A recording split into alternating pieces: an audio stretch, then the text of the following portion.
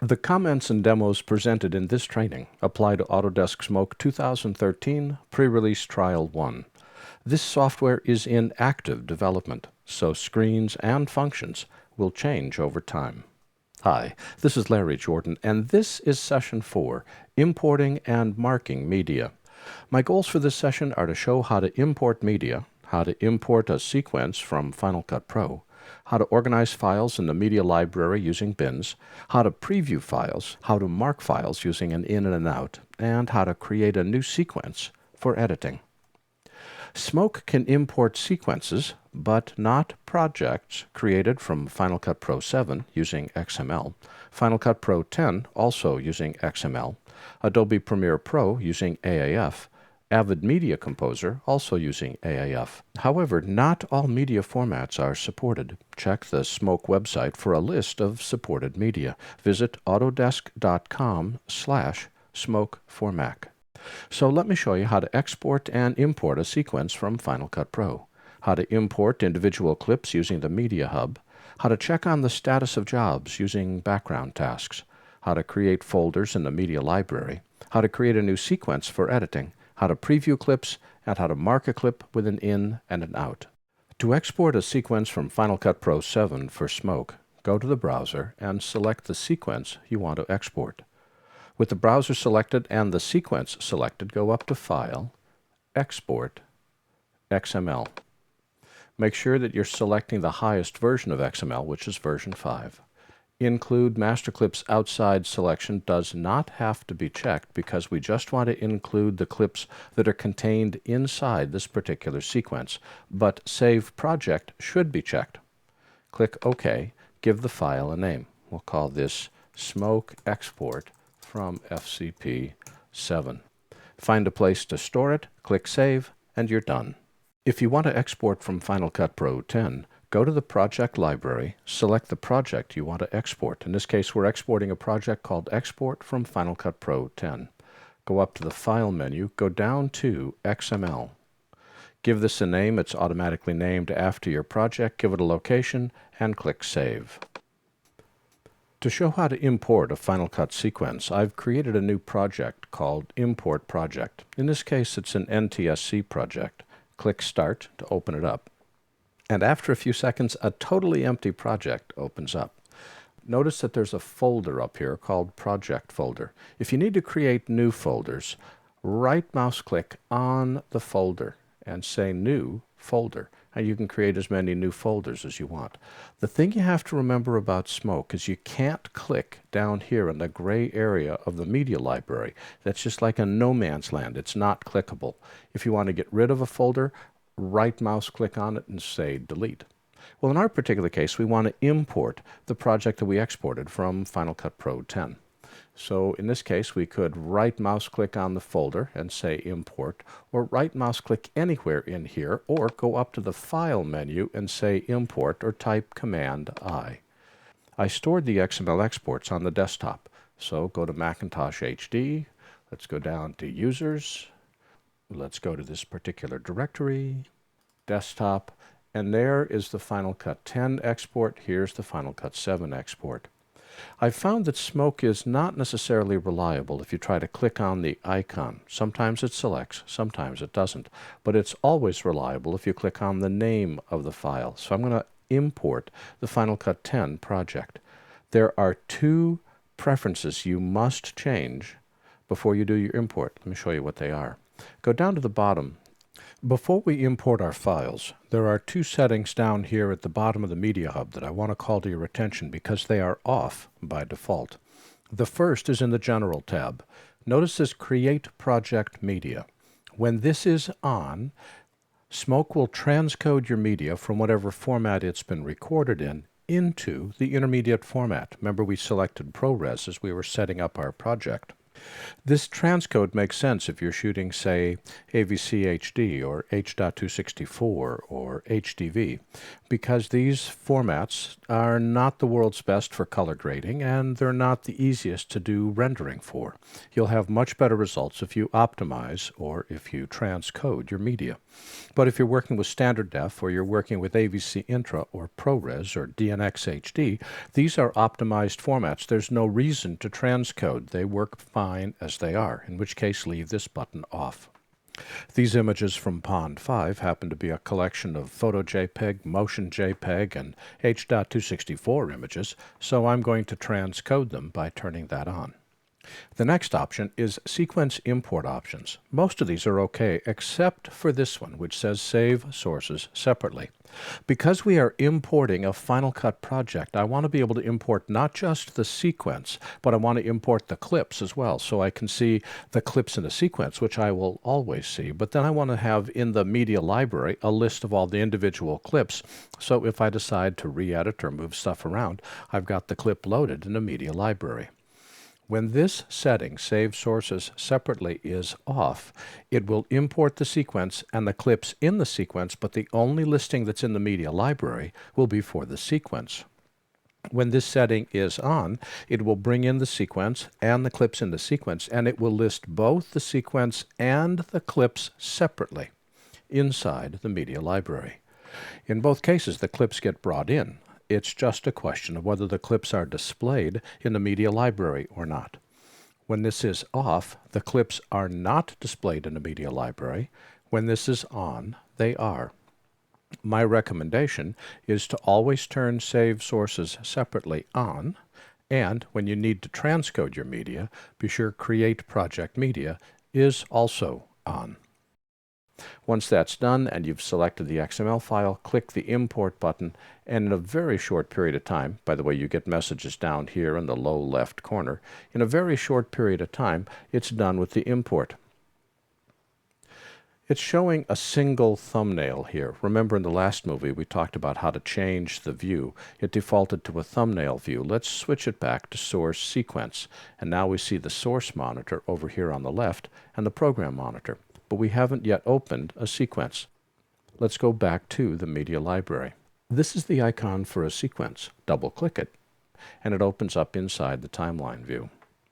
And there is the sequence that we exported from Final Cut 10, Dr. Surf, and our NASA footage. And it remembered to bring in the dissolves, it brought in the audio, it brought it all in ready for editing. Well, he's talking about the interplanetary internet, and I'd like to bring in one more shot. So in this case, we'll go up to here. Remember, you can't right mouse click down here. That's just dead space. Let's go bring something else in. Oh, see this folder called Export from Final Cut 10 Sources? Those are my source clips. If I twirl this folder down, it shows all the clips that I brought in, audio and video. Well, let's bring in another clip. Right mouse click. Go down to Import. Again, the keyboard shortcut is Command-I. And up at the top is the path that shows how I got from where I started, my home, to where I am. In this case, let's go back to home. It's a fast way back up to the top. I'm going to go to a connected hard drive called Active Production, go to the Source Media folder, go to Pond 5 Clips, and these are the clips I want to look at to decide which clip I want to import. In a few seconds, the clips are displayed inside the Media Hub. You can scroll through the clips that you have to review by going to the vertical scroll bar, click and dragging it to scroll down and take a look at the clips that you want. It builds thumbnails over time, so the thumbnails may take a minute or two to build if you've got a lot of clips stored in that folder. A keyboard shortcut that does not work is Command-A. You can't select all the clips using Command-A. You can select a single clip by clicking on it. And remember to click on the name, not to click on the icon. If you want to select multiple clips, hold the Command key down. And let's say we want to click here. Remember to click on the name of the clip. Don't try to click on the icon. If you want to just select a single clip by itself, click on the name. It deselects all the others. In this case, I just want to bring in Earth and Space.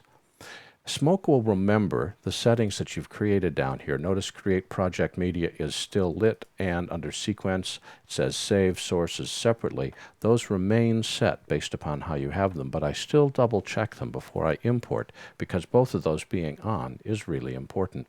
Once you've selected your clip, click the Import button, and in a few seconds it shows up over here in the Media Library. To view a clip, just click on it in the media library. Don't have to double click, just single click on it, and that loads it up into the viewer. Notice that there's two tabs down here in the timeline, a green tab and a red tab. The green tab indicates the clip that's in the viewer. There's our Earth and Space clip. The red tab indicates the sequence. The red dot on the red tab indicates the active sequence that we're looking at inside the sequence monitor. You can also see this red dot over here. Although we can only have one project open inside Smoke, there's no limit to the number of sequences that we can have open. Thinking of reviewing the media, if we click inside the media, press the space bar, the media will start to play. Space bar to stop. The L key plays forward. K key stops. J key plays backwards. If you want to set the in, you can set the in by grabbing this yellow dot, which represents the position of the playhead. Drag to the position you want the in set, type the letter I, that sets an in. Drag again, type the letter O, that sets the out. To jump the playhead to the in, Shift I. To jump the playhead to the out is Shift O. We can also do it in real time. For instance, if I back up to here, hit the space bar to play, type the letter I to set the in, type the letter O to set the out. One of the things that happens with Smoke is that it brings in media and then processes them in the background. If you're ever wondering what the background tasks look like while you're working with the media in the foreground, click the Media Hub tab, click the Jobs tab. This shows you all the background processes that are going on, whether it's busy, whether it's waiting to be done, and it will automatically hide the completed jobs. You don't have to worry about looking at stuff that's already been completed. So the Media Hub allows you to set your preference settings under General and Sequence Import options, monitor what's going on in the background, and then when you're done, click on the Timeline tab to switch back to the edit. Now there's only one other thing I want to show you in this movie before we move on, and that is how to create a new sequence. Again, click anywhere inside the lighter gray area of the Media Library and select New. Notice there's New. Even if you click on an object, all you're doing is getting access to the contextual menu. Say New, and I want to create a new sequence. This allows me to set my sequence settings. I'm going to call this a new, I'm going to use the same naming convention I've used for years. Start with a space, SEQ dash. We'll call this a new sequence. You can, of course, call it whatever you want, but the reason I start with a space is that way my sequences all bubble up to the top, and I don't have to worry about where they're located. Press the Enter key to accept the text. You can specify how many video tracks you want. Just click on it. It pops up a calculator.